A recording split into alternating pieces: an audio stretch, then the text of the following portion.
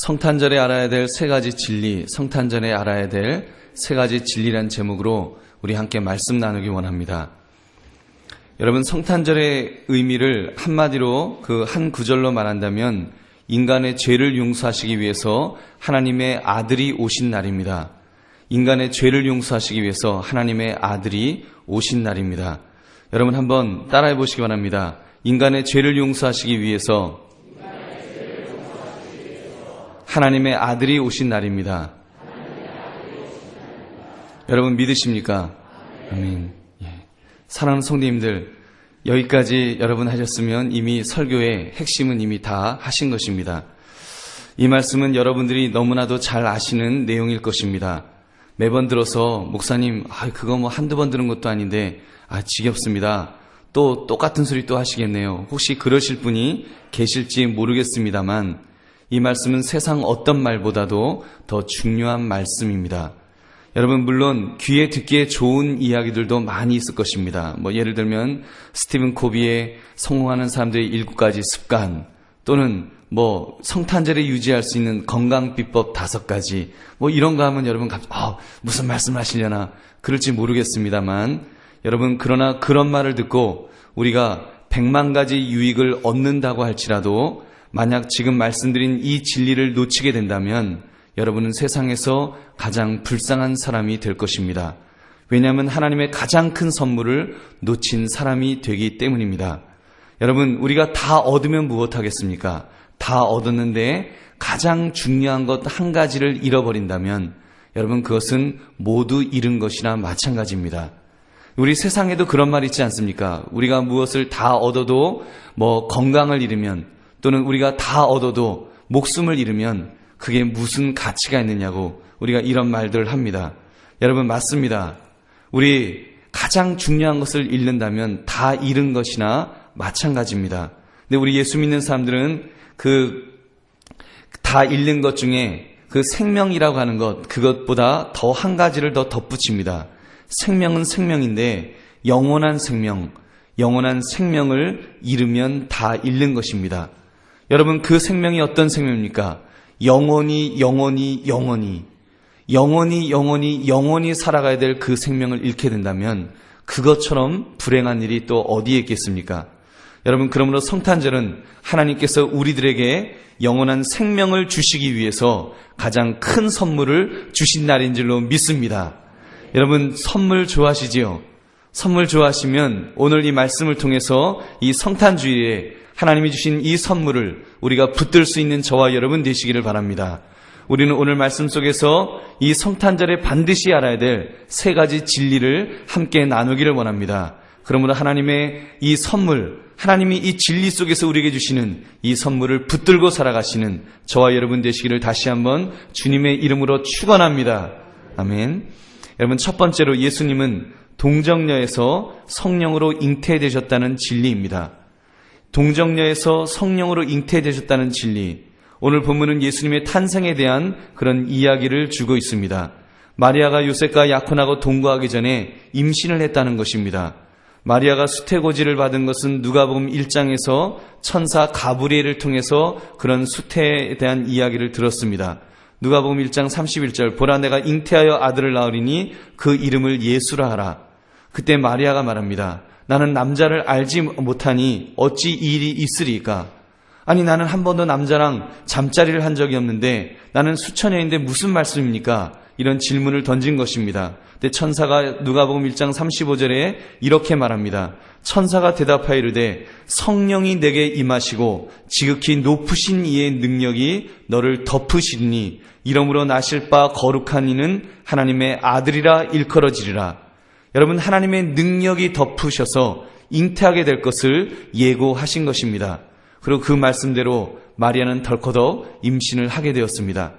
여러분, 다시 본문으로 돌아가면 남편 요셉의 입장을 한번 생각해 보십시오. 이 약혼을 했습니다. 우리 성경에는 약혼이라고 쓰여 있는데 약혼이라는 말과 또 남편이라는 말이 있어서 다소 헛갈리실 것입니다. 우리가 전에 있던 성경에는 정혼이라는 그런 단어를 써서 좀 더 구별이 되었는데 우리 새 번역에는 약혼이라고 번역을 해서 좀 더 헛갈리실 것입니다. 설명을 드리면 당시 고대 유대 사회에는 그 결혼 풍속에 3단계가 있었다고 합니다. 첫 번째 단계는 약혼인데 약혼은 양가의 동의를 얻는 정도가 약혼입니다. 거기다 정혼이 있는데 정혼은 공식적으로 선언하는 것입니다. 그래서 모든 사람에게 우리는 약혼한 사이라는 것을 집안끼리만 아는 것이 아니라 이제는 공식 선언한 단계를 말합니다. 그리고 결혼이 있습니다. 그래서 이 정혼만 해도 결혼과 동등한 법적 효력을 가지므로 파혼하려면 정식 파혼 증서나 또는 이혼 증서를 주어야 했다고 합니다. 그러나 결혼할 때까지 성관계는 가질 수가 없었습니다. 그러므로 약혼자가 정절을 범하면 간음으로 취급되었기 때문에 돌로 쳐 죽이는 형벌을 받았습니다. 그러니까 여러분 마리아가 지금 요셉이 모르는 아이를 배웠다고 하면 이거는 돌에 맞아 죽어야 되는 것입니다. 근데 요셉은 의로운 사람이라 그랬습니다. 그래서 그 허물을 덮어주려고 이 약혼만 조용하게 무효화시키기를 원했던 것입니다. 그때 주님의 사자가 현몽하여 나타났습니다. 20절에 이 일을 생각할 때 주의 사자가 현몽하여 이르되 다윗의 자손 요셉아 내 아내 마리아 데려오기를 무서워하지 말라. 그에게 잉태된 자는 성령으로 된 것이라. 이렇게 고지해 주었습니다. 그러므로 마리아뿐 아니라 지금 요셉조차도 이 태어나는 아기가 성령에 의해서 태어나는 하나님의 아들이라는 사실을 분명히 알게 된 줄로 믿습니다. 여러분, 얼마 전 그 다빈치 코드가 그 센세이션을 일으킨 적이 있었습니다. 어느 작가가 예수님의 신성에 흠집을 내기 위해서 아주 추잡스러운 스캔들을, 예수님에 대한 스캔들을 만들어낸 소설입니다.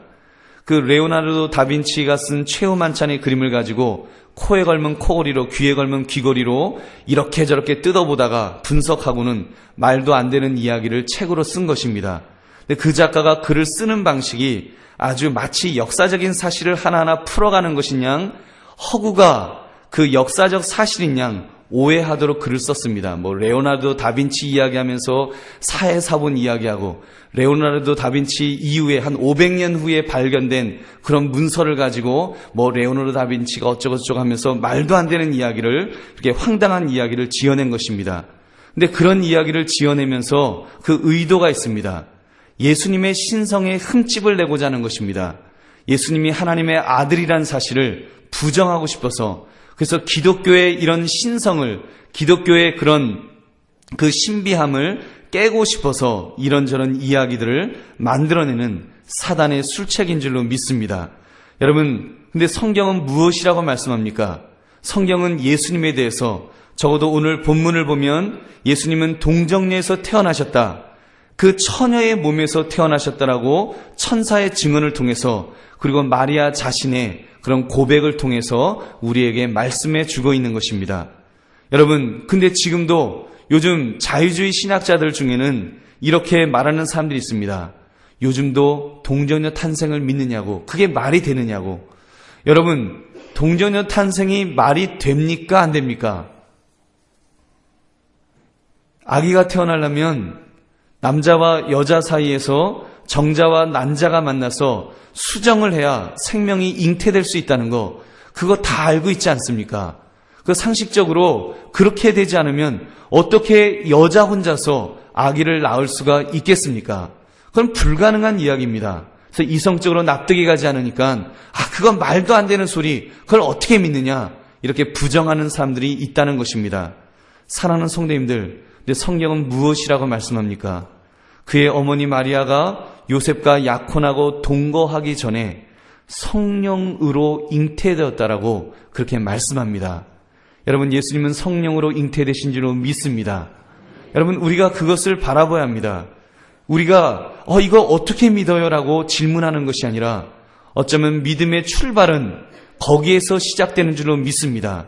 여러분, 우리의 믿음의 출발이 어디에 있다고 생각하십니까? 저는 창세기 1장 1절 태초에 하나님이 천지를 창조하시니라, 이 말씀이 믿어지면 우리의 믿음은 시작되는 줄로 믿습니다. 여러분, 태초에 하나님이 천지를 창조하셨다면 하나님의 아들이 동정녀에서 태어나셨다는 것이, 만약에 하나님의 아들도 동정녀에서 못 태어나요 그러면 그게 말이 안 되지 않습니까? 그죠? 우리 앞에 우리 학생들 어떻습니까? 하나님의 아들인데, 하나님이신데, 동정녀에서 못 태어나시면 그게 하나님의 아들 맞습니까? 그죠? 하나님의 아들은 동정녀에서도 태어나게 되시는 줄로 믿습니다. 여러분, 이것이 진리입니다. 그러므로 이 동정녀의 탄생, 이것은 굉장히 중요합니다. 그 이유는 예수님이 이 땅에 우리의 죄를 용서하시기 위하여 오셨기 때문입니다. 우리의 죄값을 치루어 주시기 위하여 오셨는데, 만약에 예수님이 동정녀에게서 태어나지 않았다고 해보십시오. 그거는 예수님이 죄가 있다는 이야기입니다. 오늘 성경 히브리서 4장 15절 말씀에 보면 이런 말씀이 나옵니다. 우리에게 있는 대제사장은 우리의 연약함을 동정하지 못하실 리가 아니요 모든 일에 우리와 똑같이 시험을 받으신 이로되 죄는 없으시니라. 예수님은 죄가 없는 분으로 이 땅에 오셨다라고 말씀합니다. 이것이 왜 중요한가 하면 모든 인간은 죄를 가지고 있기 때문입니다. 죄에는 두 가지가 있습니다. 원죄가 있고 자범죄가 있습니다. 그래서 우리가 자꾸 죄인이다고 말하니까 사람들은 이런 의심을 합니다. 로마서 5장 12절도 보면 한 사람으로 말미암아 죄가 세상에 들어오고 죄로 말미암아 사망이 들어왔나니 이와 같이 모든 사람이 죄를 지었으므로 사망이 모든 사람에게 이르렀느니라. 그래서 모두가 죄인이다라고 이야기하면 질문합니다. 목사님, 갓난아기 응행이 태어난 개를 보고 죄인이라 그러면 그거 너무 심하지 않습니까? 여러분, 그러나 죄에는 조금 전에 말씀드린 것처럼 원죄와 자범죄가 있다 그랬습니다. 여러분, 원죄라고 하는 것은 아담이 범죄한 이후로 그 후손인 우리들이 태어날 때부터 죄성을 가지고 태어나는 것을 말합니다. 그래서 원죄는 죄성을 말하는 것입니다. 그런 면에서 이렇게 죄성을 가지지 않고 태어나는 사람은 아무도 없을 것입니다. 그 다음에 자범죄는 태어난 이후에 우리가 의지적으로 짓는 것을 자범죄라고 말합니다. 여러분, 그렇다면 만약 예수님이 정상적인 방법에 의해서 남자와 여자 사이에서 태어나셨다면 우리와 똑같이 원죄로부터 자유롭지 못하실 것입니다. 예수님이 원죄를 가지고 태어나셨다면 어떻게 구원자가 되실 수가 있겠습니까? 로마서 3장 10절에 의인은 없나니 하나도 없다 그랬습니다. 원죄의 영향을 받은 예수님조차도 의인이 될 수 없게 될 것입니다. 그러므로 예수님은 동정녀에게서 탄생하지 않으면 안 되셨던 것입니다. 여러분 믿으십니까? 하나님께서 예수님을 죄 없이 이 땅에 태어나도록 하시기 위해서 동정녀에서 탄생하도록 그렇게 기적을 베풀어 주신 줄로 믿습니다. 사랑하는 성님들, 이번 성탄절을 맞이해서 이 진리를 붙듭시다. 예수님이 동정녀에서 탄생하심으로 내 죄를 위해서 십자가에서 죽으실 수 있도록 그렇게 오셨다는 사실을 믿고 살아갈 수 있는 저와 여러분 되시기를 주님의 이름으로 축원합니다. 두 번째는 예수님은 우리를 죄에서 구원하시기 위하여 오셨다는 진리입니다. 주의 천사는 성령으로 잉태되었다고 말할 뿐 아니라 21절에 보면 아들을 낳으리니 이름을 예수라 하라. 이는 그가 자기 백성을 그들의 죄에서 구원할 자이심이라 하니라. 여러분, 이 예수라고 하는 이 말, 헬라어로는 이에수스라는 말입니다. 이에수스. 이 말은요, 헬라어 발음인데 그 뜻은 이런 것입니다. 여러분, 구약의 여호수아라고 들어보셨죠? 여호수아라는 말의 헬라어 음역이 예수입니다. 거기에 이제 S자, 시그마를 붙여서 헬라어 S자를 붙여서 시그마를 붙여서 이제 그 이에수스라는 단어를 쓰게 된 것입니다. 그 뜻은 여호와는 도움이시다, 여호와는 구원이시다라는 그런 뜻을 가집니다. 그래서 천사가 예수님에 대해 무엇이라고 부연 설명을 하십니까? 그가 자기 백성을 그들의 죄에서 구원할 자이심이라. 구원자라는 사실을 분명하게 말씀합니다. 사랑하는 성도님들, 우리는 성탄절이 되면 예수님에 대해서 이렇게 오해를 하곤 합니다. 부활절은 그런대로 경건한 마음으로 우리가 예수님 생각하면서 보내는데 성탄절은 조금 들뜨지 않습니까? 성탄절을 무슨 선물을 주고받는다거나 흥청망청 노는 날로 이렇게 생각하진 않습니까? 좀 철든 생각을 하는 분들이 불우이웃을 돕는 날 정도로 생각하지는 않느냐는 것입니다. 만약 이런 생각을 가지고 있다면 우리는 본질을 놓치고 있는 것입니다. 여러분, 성탄절은 나의 죄를 위하여 구원자가 오신 날입니다. 자꾸 아기 예수님을 생각하다 보니까 예수님 생일 선물, 생신 선물 준비해야 되는 날로 우리가 그렇게 생각하고 있지 않습니까? 여자분들은 그 핑계 대고 또 쇼핑에 눈독을 들이는 그런 날로 여러분, 지금 이렇게 이 세상의 성탄절이 잘못되고 있지 않는가 우리가 다시 한번 생각해 봐야 될 것입니다. 영적인 의미로 바라볼 때 성탄절은 선물을 하는 날이 아니라 선물을 받은 날인 줄로 믿습니다. 선물을 하나님으로부터 가장 귀한 선물을 받은 날입니다. 저나 여러분이 만약에 그 선물을 받지 못했다면, 예수님이라고 하는 선물을 받지 못했다면 우리는 모두 지옥불에 던져질 수밖에 없는 그런 죄인들인 것입니다. 그런데 우리에게 구원의 선물을 받아서 우리는 이렇게 천국 가는 사람들이 된 줄로 믿습니다. 여러분에게 질문합니다. 죄의 삭은 사망이라고 했는데 여러분 스스로 여러분의 죄의 문제를 해결하실 수 있는 분이 계시겠습니까? 만약에 여러분이 팔에 그 검은 구두약이 묻었다고 해보십시오. 그러면 그 구두약을 없애기 위해서 거기다가 하얀 그 밀가루를 뿌린다고 구두약이 사라지겠습니까? 더러운 것이 없어지겠습니까? 세상 사람들은 그렇게 하면 없어질 것으로 착각을 합니다. 그래서 내가 무슨 죄를 지으면 대신 착한 선행을 많이 해야 되겠다. 선행을 많이 하면 그 죄가 없어질 것이라고 생각합니다. 여러분, 근데 그것이 맞습니까? 만약에 여러분이 어느 날 은행을 털었습니다. 은행을 털다가 은행 강도가 돼갖고 감옥에 가게 되었습니다. 그런데 저한테 집에 100억의 돈이 있는데 제가 100억의 돈을 불쌍한 사람들에게 기부하겠습니다. 다 기부할 테니까 내 죄를 없던 것으로 해주세요. 라고 한다고 그 죄가 없어지겠습니까? 여러분, 절대로 없어지지 않습니다. 죄는 그냥 우리가 착한 일을 한다고 덮어 씌운다고, 착한 일로 덮어 씌운다고 없어지는 그런 성질의 것이 아닙니다. 여러분, 그렇다면 이 죄의 문제를 어떻게 하시겠습니까? 한 15년 전쯤에 이 죄악의 문제를 가지고 평생을 고민하며 돌을 닦았던 분이 돌아가셨습니다. 여러분이 잘 아시는 성철 스님입니다. 여러분, 그분은 생전에 수행하시면서 스스로에게 12가지 다짐을 하셨다고 합니다. 그 내용이 그 해탈의 길이라는 책에 있는데 그 내용 중에 서리빨 같은 그분의 어떤 그 결심이 담겨져 있습니다. 이런 내용이 있습니다. 신도의 시주물에는 몸도 가까이 않으리라. 비구니절에는 그림자도 지나가지 않으리라. 시시비비에는 마음도 사로잡히지 않으리라. 좋고 나쁜 기회에 따라 마음을 바꾸지 않으리라. 다른 이의 허물은 농담도 않으리라. 이런 내용이 있었다고 합니다. 근데 그분이 돌아가시기 직전에 마지막으로 남긴 열반송이 있는데 그 내용이 아주 많은 그 이야기거리가 되었습니다. 그분이 이렇게 글을 남기고 그 세상을 떠났습니다.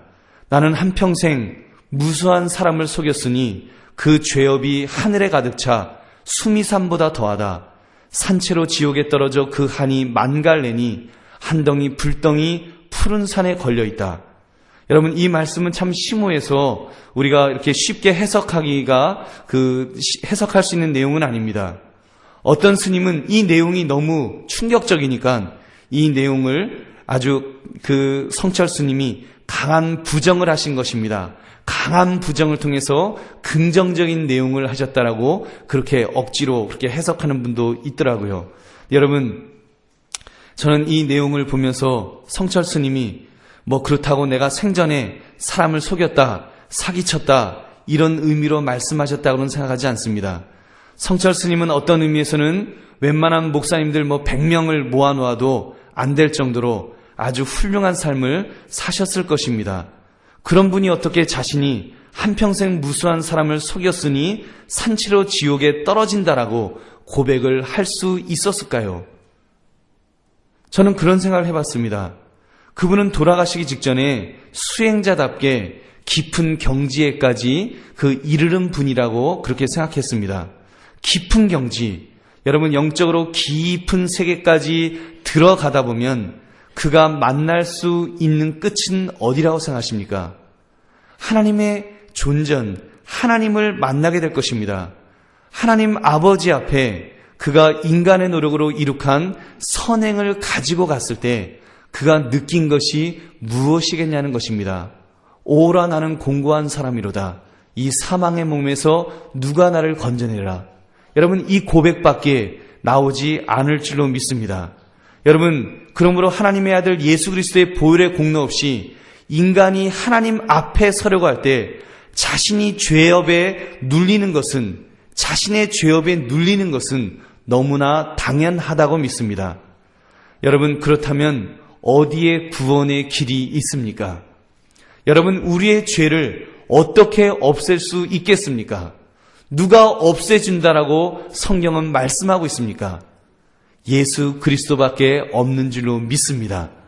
여러분, 예수님께서 요한복음 14장 6절에서 예수께서 이르시되 내가 곧 길이요 진리요 생명이니 나로 말미암지 않고는 아버지께로 올 자가 없느니라. 여러분, 믿으십니까? 예수 그리스도로 말미암지 않고는 하나님 아버지께로 천국으로 들어갈 자가 없는 줄로 믿습니다. 우리가 그러므로 예수님을 믿는 것입니다. 예수님이 그래서 이 땅에 오신 것입니다. 예수님은 이 땅에 오시면서 내가 길이요 진리요 생명이라고 말씀하시면서 구원의 길을 준비해 주시면서 너무너무 기가 막힌 방법으로 구원의 길을 예비해 주셨습니다. 여러분, 어느 정도인지 아십니까? 예수님 스스로 내가 그냥 구원자가 아니라 나는 제물이 되어져서, 나는 희생물이 되어져서 너희를 구원하시겠다라고 말씀하시는 것입니다. 그래서 세례 요한이 요한복음 1장 29절에 예수님을 이렇게 소개합니다.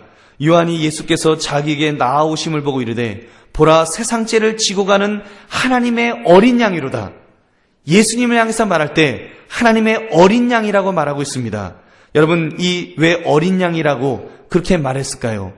어린 양은 제물이 아닙니까? 어린 양은 구약시대 때 사람의 죄를 용서하기 위해서 제물로 드려졌던 그런 제물입니다. 근데 예수님을 그렇게 말합니다. 왜냐하면 그렇지 않으면 죄 용서가 이루어지지 않기 때문에. 히브리서 9장 22절 율법을 따라 거의 모든 물건이 피로써 정결하게 되나니 피 흘림이 없은즉 사함이 없느니라. 여러분, 피 흘림이 없으면 사함이 없습니다. 그래서 예수님께서 피를 흘려야 되시기 때문에 나와 똑같은 인간의 몸을 입고 오신 것입니다. 근데 죄가 없이 오신 것입니다. 그래서 대신 십자가에서 피를 흘려주심으로 바로 나와 여러분의 죄를 용서하여 주신 줄로 믿습니다. 이것이 복음입니다. 여러분, 이 땅에 예수님께서 그 일을 하시기 위해서 이 땅에 오신 것입니다. 여러분, 이것이 얼마나 큰 은혜인지 모릅니다. 여러분, 이것 때문에 우리가 참으로 주님 앞에 감사할 수 있기를 바랍니다. 여러분, 세상적으로 내가 지금 성탄절인데 남들은 백화점에서 지금 쇼핑하느라고 난리 부르스인데 나는 쇼핑도 못하고 돈도 없어서 쩔쩔매는데 내가 무슨 메리 크리스마스인가, 뭐가 행복한가. 여러분, 그렇게 생각하지 마시기 바랍니다. 여러분, 예수님께서 나를 위해서 구원자로 오셨다고 하는 사실, 여러분, 하나님으로부터 이 귀한 선물을 내가 받았기 때문에 여러분, 우리가 그것 때문에 기뻐하시고 즐거워할 수 있는 저와 여러분 되시기를 주님의 이름으로 축원합니다. 마지막으로 예수님은 우리와 함께 계시기 위하여 오셨다는 진리입니다. 22절 23절 보니까 이 모든 일이 된 것은 주께서 선지자로 하신 말씀을 이루려 하심이니 이르시되 보라, 처녀가 잉태하여 아들을 낳을 것이요 그의 이름은 임마누엘이라 하리라 하셨으니 이를 번역한즉 하나님이 우리와 함께 계시다 함이라.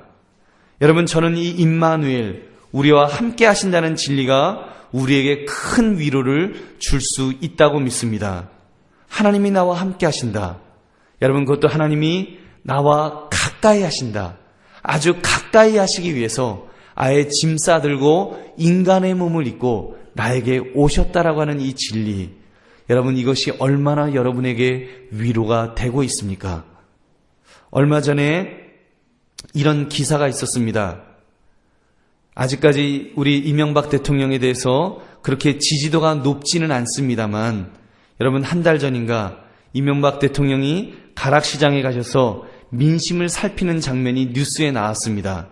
시장에서 고생하시는 상인들, 할머니들 막 우시더라고요. 그래서 막 대통령에게 막 껴안기면서 그러면서 막 이제 나라 국정을 잘 해달라고 부탁하는 모습을 보았습니다. 그리고 이명박 대통령 되게 미안했겠지요. 그래서 이렇게 다독거리면서 이렇게 하시는 그 모습을 보았습니다. 여러분, 그 모습을 보면서 그 격려하시는 모습을 보니까 왠지 제 마음이 조금은 훈훈해지는 것을 느꼈습니다. 그래도 대통령이 우리 같은 서민들을 잊고 있지는 않으시구나, 그런 마음이 들었습니다. 고소영 강부자라는 말이 나오면서 하여튼 가진 자, 권력 있는 자의 대통령이라고 이렇게 그런 욕을 먹고 있는 때에 그래도 부자들만의 대통령은 아니시겠구나. 그래도 백성들 정말 어려운 분들을 보기 위해서 저렇게 시찰을 하시는구나, 이런 마음이 들었습니다. 또 며칠 전에는 그 중소기업 중앙회 임원들 모임에 참석하셨다는 기사도 나왔습니다. 호텔이 아닌 일반 식당에서 막걸리 파티하는 곳에 경호원도 별로 없이 갑작스럽게 참석하셨다는 그런 내용이었습니다. 그런 이야기들이 우리 일반 백성들의 마음을 그나마 조금이라도 훈훈하게 만들어 주는 것입니다. 그것은 대통령이 우리와 그래도 가까이 있구나, 나와 가까이 있구나, 그런 마음을 들도록 하기 때문입니다. 여러분, 그런데 성탄절은 그까지 대통령이 가까이 하는 것과는 비교도 안 되는 그런 소식을 우리에게 말씀해 주고 있는 것입니다. 여러분, 사실 대통령이야 잠깐 가락시장 잠깐 가고 잠깐 있다가 다시 청와대, 의리번쩍한 청와대 가갖고 거기 청와대 물침대가 있는지 없는지는 모르지만 하여튼 좋은 곳에 탁 넣으면서 역시 내 집이 최고야 그러시지 않겠습니까? 근데 여러분, 성탄절은 어떤 날입니까? 성탄절은요, 하나님이 인간의 몸을 입고 오셔서 이 땅에 오신 날입니다. 그래서 33년 동안 우리와 함께 하시면서 우리의 그런 아픔과 우리의 연약함과 우리의 부족함을 모두 다 체험하신 그런 날인 줄로 믿습니다. 여러분, 그 예수님께서는 비천한 모습으로 말구유에 아기의 모습으로 오셨다고 그랬습니다. 그리고 낮아질 대로 낮아지신 모습으로 오셨다라고, 그리고 성경은 이미 예수님이 태어나시기 한 600여 년 전에 이사야 선지자를 통해서 그 모든 것들을 예언해 주고 있습니다. 이사야 53장 2절부터 4절을 보니까 그는 주 앞에서 자라나기를 연한 순 같고 마른 땅에서 나온 뿌리 같아서 고운 모양도 없고 풍채도 없은즉 우리가 보기에 흠모할 만한 아름다운 것이 없도다. 그는 멸시를 받아 사람들에게 버림받았으며 간고를 많이 겪었으며 질고를 아는 자라. 마치 사람들이 그에게서 얼굴을 가리는 것 같이 멸시를 당하였고 우리도 그를 귀히 여기지 아니하였도다. 그는 실로 우리의 질고를 지고 우리의 슬픔을 당하였거늘 우리가 생각하기를 그는 징벌을 받아 하나님께 맞으며 고난을 당한다 하였노라. 여러분, 이 이야기는요, 예수님께서 태어나시기 600여 년 전에 예언된 말씀입니다. 실제로 예수님은 그렇게 오셨습니다. 말구유에서 태어나셨습니다. 목수의 아들로 자라나셨습니다. 여러분, 노모 마리아를 책임질 정도로 가족을 책임져야 됐습니다. 얼마나 고생을 많이 하셨으면 예수님에 대해서 33살도 안 된 예수님을 놓고 그 사람들은 너가 50도 되지 않았는데 여러분, 33살에게 50도 되지 아니했는데라고 말할 정도로 그렇게 늙은 모습으로 예수님이 비추어지셨다는 것입니다. 그는 세상에서 낮은 지위에 있던 어부들 또는 세리와 같은 사람들, 창녀와 같은 사람들을 가까이 두시고 제자로까지 삼으셨습니다. 그들로부터 배신도 당하셨습니다. 여러분, 사람들로부터 갖은 멸시와 조롱도 당하셨습니다. 채찍에도 맞으시고 손과 발에 못이 박히시고 하체를 드러내시며 십자가에서 죽기까지 하셨습니다.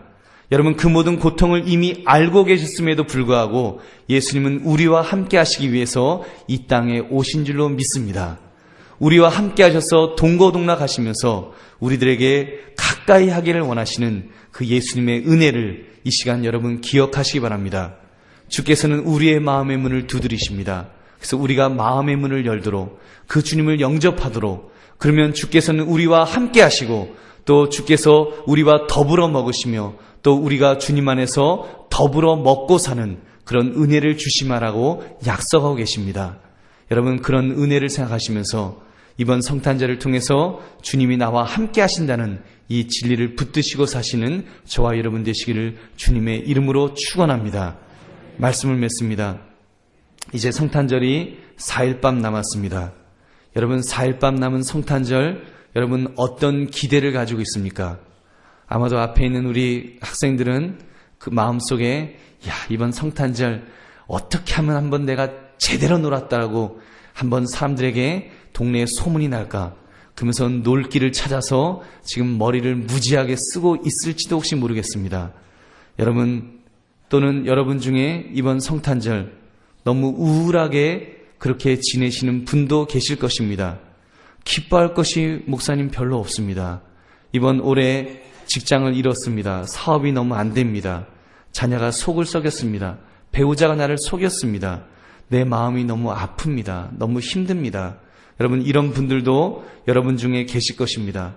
정말 세상이 나를 속였다라고 생각할 정도로 마음의 배신감을 느끼고 계시는 분도 혹시 계실지 모르겠습니다. 여러분, 그러나 오늘 드린 성탄절에 알아야 될 3가지 진리를 여러분이 붙드시게 된다면 여러분 이번 성탄절을 통해서 큰 은혜를 체험하게 되실 줄로 믿습니다. 예수님께서 동정녀의 몸으로 이 땅에 죄 없으신 모습으로 오셨다는 사실, 그리고 그분이 나의 구원자가 되신다는 진리, 그 구원자가 한껏 낮아지셔서 심지어 나보다도 낮아지셔서 이 땅에 오셔서 나의 눈높이로 나와 함께 하신다는 사실, 여러분 이 진리를 붙들 수 있기를 바랍니다. 여러분 이 진리가 진정으로 깨달아진다면 여러분의 가슴은 뜨거워지게 될 것입니다. 지금 여러 가지 삶 때문에, 여러 가지 인생의 어려움 때문에 마음에 아픔이 있습니까? 고통이 있습니까? 상처가 있습니까? 여러분 주님의 이 진리의 말씀, 이 말씀을 붙들면 여러분의 얼어붙었던 마음이 녹아내리기 시작할 것입니다. 하나님께서 여러분의 마음속에 은혜를 주실 것입니다. 마음에 기쁨을 주실 것입니다. 감사하는 마음을 주실 것입니다. 여러분 지금 우리에게 필요한 것은 어떤 사건에 대해서, 어떤 일에 대해서 그것이 해결되느냐 해결되지 않느냐, 그것이 중요한 것이 아닙니다. 그것은 본질이 아닙니다. 본질은 내 마음속에 참 진리를 붙들면서 내 마음에 감사가 회복되느냐 회복되지 않느냐가 중요한 것입니다. 근데 여러분, 이미 여러분은 감사할 수 있는 모든 진리를 붙들고 있는 자들인 줄로 믿습니다. 이미 본질적인 가장 중요한 선물, 가장 소중한 선물을 이미 받은 자들인 줄로 믿습니다.